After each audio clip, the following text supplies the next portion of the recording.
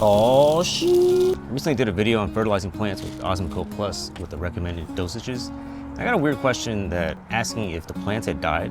I thought this was strange because Osmocote says you can put 3 times as much and still not see any damage on your plants. And I've never seen any damage from just using Osmocote. One of the comments joked around saying they should have just grown their plants straight in the Osmocote bag. And that got me thinking, what a great idea. I haven't stopped thinking about that since. So today we're gonna see how these plants grow in straight Osmocote. So I have 3 dwarf ever-growing mulberries. These are the same varieties cut from the same tree, and they're rooted cuttings, so they're identical to each other. If you want to see how I propagate mulberries, I have a video on that. I clone over 100 mulberries every year just for rootstock. I am primarily a mulberry grower, even though I barely ever talk about them. So with one tree, I'm going to do my normal setup, mineral-based soil, normal amount of Osmocote. Another tree, I'll do 3 times the amount that's recommended. And then the third tree, I'll just do straight Osmocote. To make it more fair, I'll remove as much soil from each tree as possible and then backfill it because we want this to be as much Osmocote as possible. And I'll put in my normal mineral-based soils into the rest. I want to put these in bigger pots, but we're approaching the end of my growing season. So I wanted to give them time to fully root in and then grow vegetatively because it would probably just sit there or go dormant once it starts getting cold. So all right, let's do it. These are generally rooted at the same degree. I think this one actually has a little bit more roots. There you go, that's what it looks like. They're very root bound on the bottom.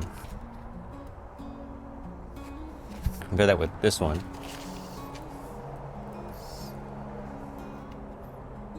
Also has a good amount of roots in there. And this is the one in the middle, kind of falling apart already. So I'm gonna get started. I'm gonna remove as much of the root ball as I can without completely bare rooting it. I'm gonna trim back the top a little bit, just so they kind of match to get around the same growth. I got a bucket right here.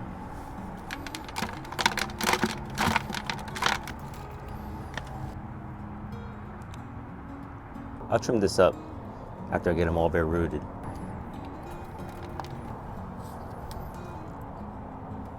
Not as vigorous. I think this one's pretty root bound. I can't really untangle it. So I'll do my best just to clip it back. We're gonna get each one to match up to this size.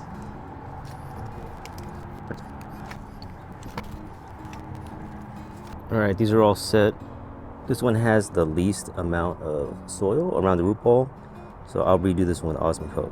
I have some pots labeled. This one will be 1, 2, and 3. And then this one will have extra fertilizer. And this one will be the normal setup. Yeah. All right, so we're gonna get them all potted up now.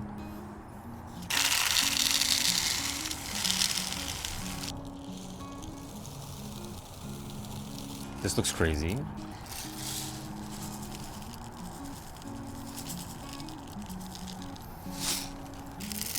Oh shit. We have a problem. A little too porous.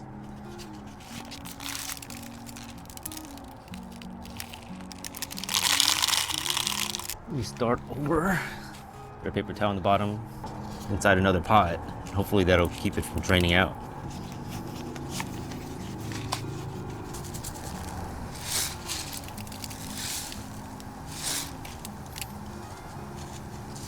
These other 2 will be much more straightforward.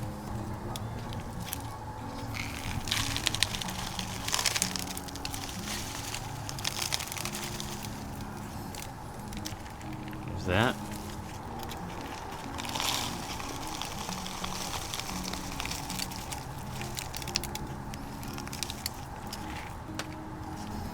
And that. These are failed grafts, so I'm just gonna cut this part back. All the dead wood. Okay, so now we'll fertilize these. All right, this one gets extra. I had to double check. And I water them in too. And it's about 3 times what I would normally put. That's normal. All right, in terms of expectations, this one I expected just to grow normally, like a normal mulberry. And the second one that has extra fertilizer, I would expect it to grow about the same, maybe more. And this one, I'm not really sure.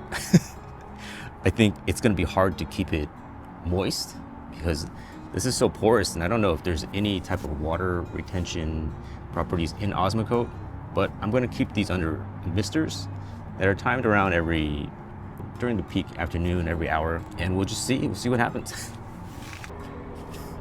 Okay, here's the spot I have for them. All three are in there, right next to each other. Here's what the mister looks like once you run in. There's the pots. Getting some water, and I'm going to manually water them once in a while. This spot gets a decent amount of sun in the afternoon. So that's it. Let's see what happens. 24 hours later, it's not looking too good.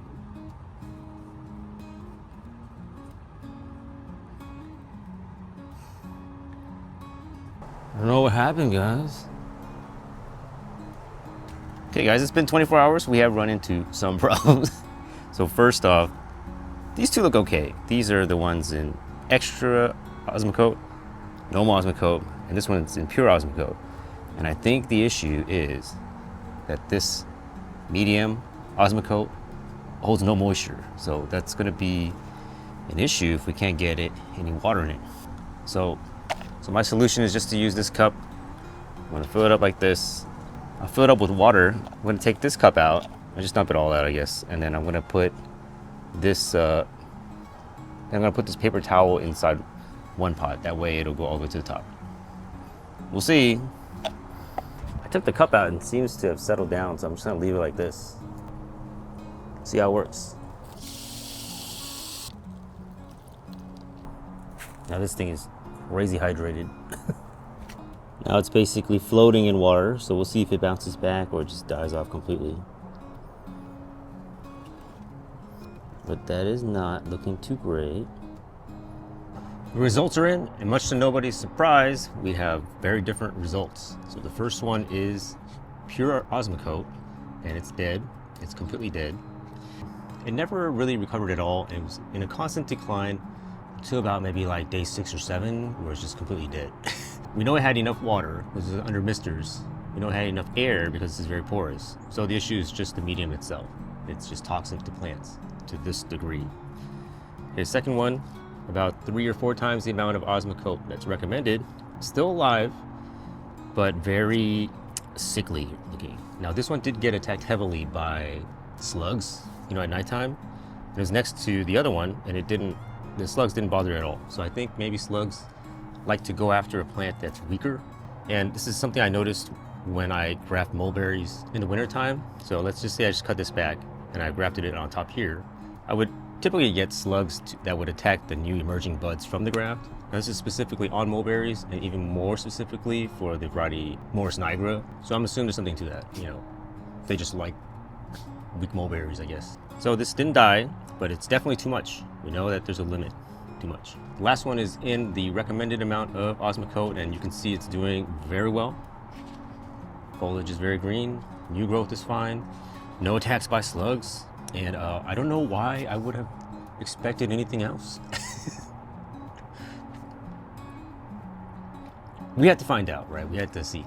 So what we learned here is there is a maximum amount that you cannot exceed, or the plant will just die, right? There's an amount that is too much that will cause the plant to languish or not do well. And that's maybe 3 or 4 times the recommended dosage or amount. And just the regular amount is fine. So I would say you can go a little bit more than what's recommended.